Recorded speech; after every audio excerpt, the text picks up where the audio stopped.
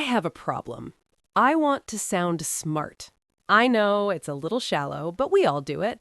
We sprinkle a thus or a henceforth into an email, hoping our boss thinks, wow, a true intellectual. We use words at dinner parties that we only half understand, praying nobody asks for a definition.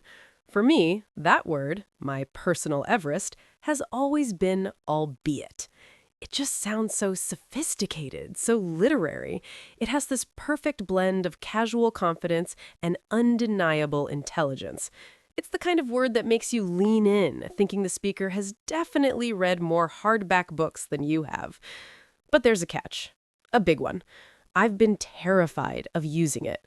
I'm convinced that the moment I try, I'll summon a grammar demon to publicly shame me.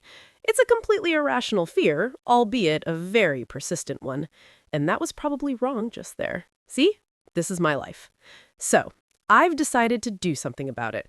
I'm officially declaring a personal challenge. For 1 week, I will intentionally use the word albeit every single day.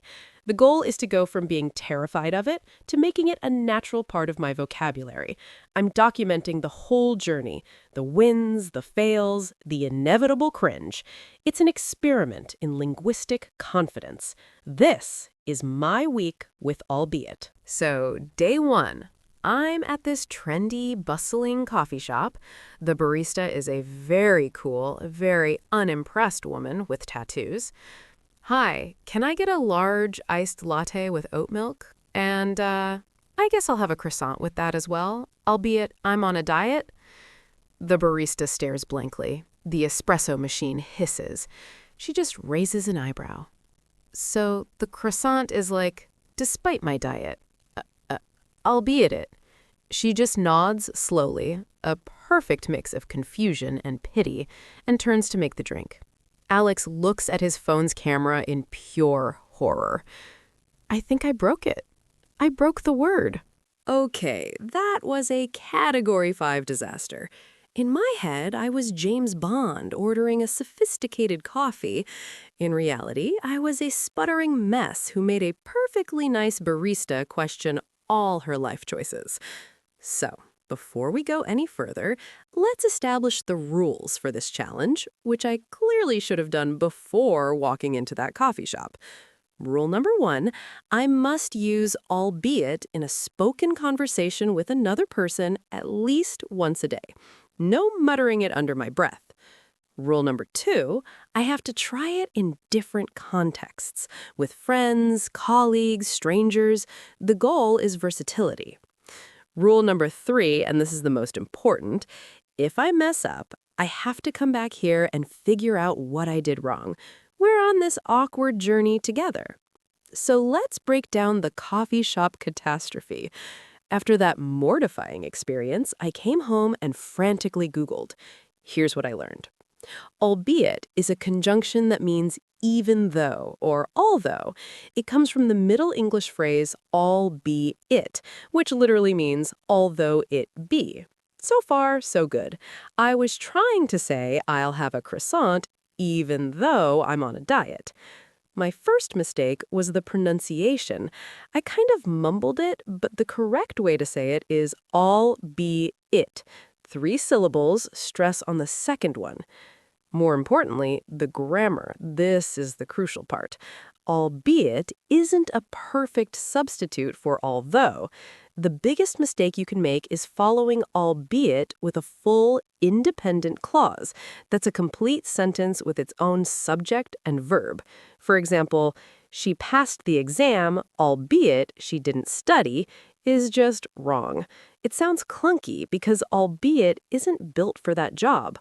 Although is. She passed the exam, although she didn't study, works perfectly. Instead, albeit is safest followed by a noun phrase, an adjective, or an adverb. A correct version of my coffee shop order might have been, I'll have a croissant, albeit reluctantly. Here, reluctantly is an adverb. Or, I'll get the croissant, a foolish choice, albeit a delicious one. Here, a delicious one is a noun phrase. My attempt, Albeit I'm on a diet was a mess because I'm on a diet is an independent clause. It's a subtle but brutal distinction, and I walked right into the trap. Day one, a complete failure, but a deeply educational one. The only way is up from here, right? Day two. My confidence was shot. The thought of using albeit again filled me with a special kind of dread. So I went for the lowest stakes scenario imaginable. A text to my friend Mark. A text has a backspace key. A backspace key is a safety net. He'd sent me a link to a new action movie trailer that looked fine. He asked, "Looks awesome, right?" This was my chance. I typed, "Looks fun, albeit a bit generic." I stared at it. It felt right. Looks fun, main clause, albeit a bit generic, an adjective phrase. It followed the rules. It was a correct, if slightly formal, use. I hit send. Mark's reply came back instantly. Lol, okay, Shakespeare. Generic how? Success. He understood. He made fun of me, which is the primary function of our friendship, but the communication was successful. This was a monumental victory. I was back in the game, albeit with a slight rule infraction. Okay, day 3. Time for a real spoken conversation. My colleague, Sarah, and I were wrapping up a project. The final report was long, but it was thorough. "This looks great," she said with a sigh of relief. "We're finally done."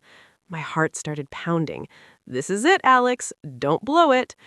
I took a deep breath. "Yeah, it turned out really well," I said, trying to sound casual. "It's a solid report, albeit a very long one." Sarah just nodded. "Totally, but better to be too detailed than not detailed enough." And that was it. She didn't stop. She didn't give me a weird look. It just worked. I had used albeit in the wild, correctly and without incident. The feeling was euphoric. I had successfully communicated that the report was good, but I was also acknowledging its one drawback, its length. This is the power of albeit. I'm honestly shocked that it worked. I feel like I've unlocked a new level. It's a small win, albeit a very significant one for my fragile ego. And hey, if you're enjoying this journey of linguistic trial and error, maybe consider hitting that subscribe button. It would be a huge boost for the channel, albeit a tiny click for you. See, I'm getting the hang of this. Almost. Day 4 was when the trouble started. Success had made me bold. I was no longer the terrified mess from the coffee shop. I was, in my own mind, a wordsmith, a modern-day Oscar Wilde, albeit with less wit and a much more boring haircut. I was on a video call with my team. I was explaining that a piece of software we were using was effective, but had a clunky user interface. The perfect albeit opportunity. I cleared my throat. "The software is getting the job done, albeit its interface is a bit dated." A slight pause. My boss, David, tilted his head. "Sorry, Alex, can you repeat that last part?" My blood ran cold. It felt so right, but his question told me I'd stumbled. I panicked and abandoned ship. The software works, but the interface is old." "Got it, thanks," David said. After the call, I went back to my research. What was wrong with that sentence? Well, it wasn't a total catastrophe, but it was another classic albeit trap. While its interface is a bit dated, has a subject and a verb, it's a tricky subordinate clause. It's not as glaringly wrong as my coffee shop attempt, but it's still clunky. The safest, most natural way to use albeit is to avoid a subject-verb combo right after it. A better way to say it would have been, "The software is getting the job done, albeit with a dated interface," or even, "albeit slowly." It was a humbling reminder that this word demands respect.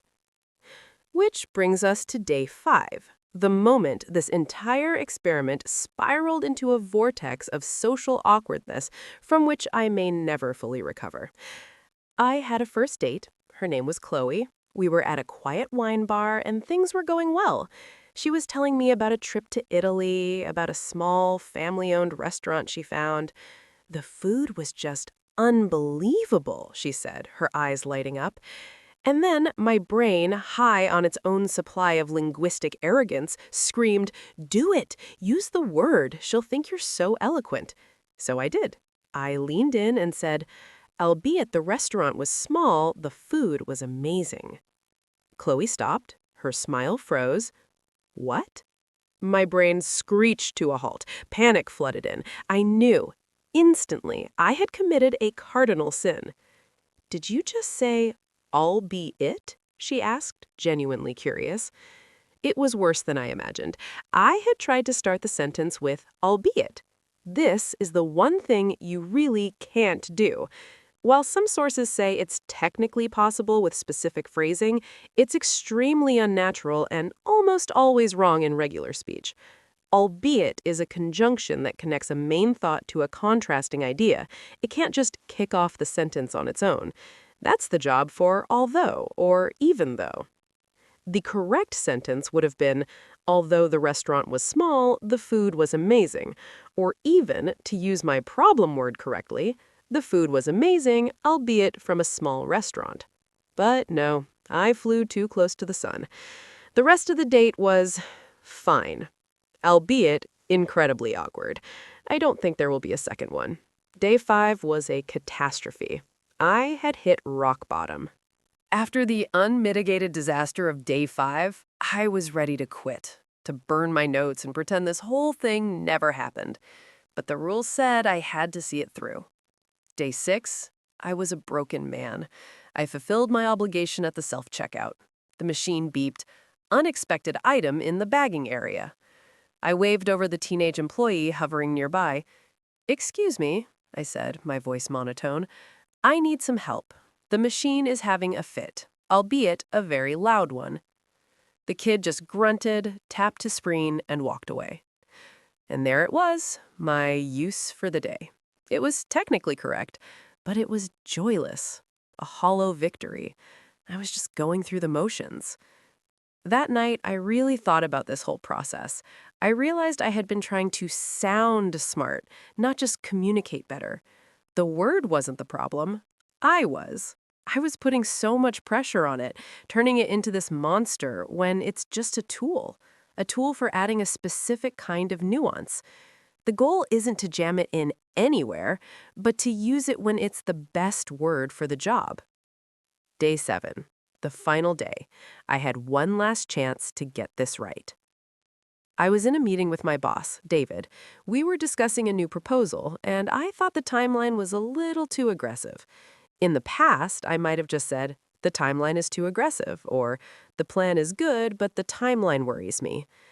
David asked for my thoughts. This was it.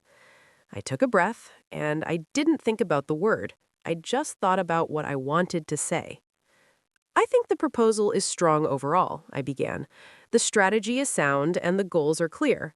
I do have one small reservation, though. The timeline seems ambitious, albeit achievable with a really concerted effort." David nodded thoughtfully. "Achievable with a concerted effort," he repeated. "I like that. It acknowledges the challenge without being negative. Good point, Alex." And that was the real victory. It was smooth, it was natural, it was precise. I hadn't used the word to sound smart, I had used it to be smart, to communicate a complex thought concisely. So, the challenge is over. I can honestly say I'm no longer afraid of albeit. I won't use it every day, and I'll certainly never try it on a first date again, but it's now in my toolbox. It's a useful, elegant little word for adding contrast, and I'm glad I went on this ridiculous, albeit educational, journey to get to know it. Now, I want to turn it over to you. What's a word you've always wanted to use but were too afraid to try? Let me know in the comments. I'd love to read about your own vocabulary Everests. Thanks for watching.